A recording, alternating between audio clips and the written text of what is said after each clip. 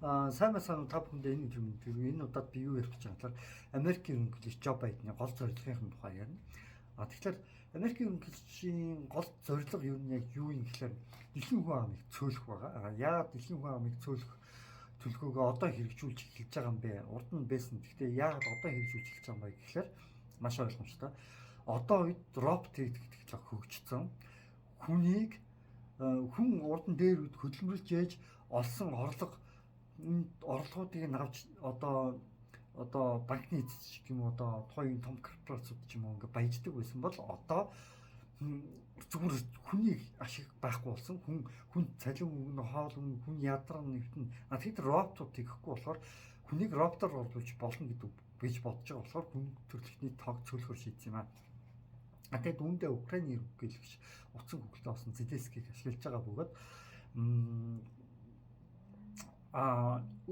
цөмийн дан болсон ч одоо хамаагүйгээд Украины ерөнхийлөгчд Францын хүчирхэг одоо юу гэдгийг те гадны улсын хүчирхэг зэвсгүүдийг Оросын эсрэг ашиглаад цөмийн дан дэгдээсэн ч хамаахгүй гэж үзэж байгаа. Тэгээд цөмийн дан боллоо гэж үзэхэд мэдээж хэрэг Жо Байден Украины ерөнхийлөгчийг аваад тодорхой хэмжээнд бункерт ороод нуугдах болов уу гэж би таамаглаж байгаа.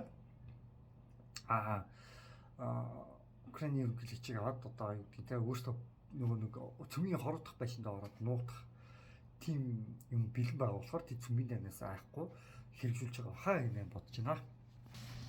Бичлэгийн үргээд өндөрлөө. Өнөөдөр 2024 оны 11 сарын 24 өдрийн 1 цаг 50 минут болж байна.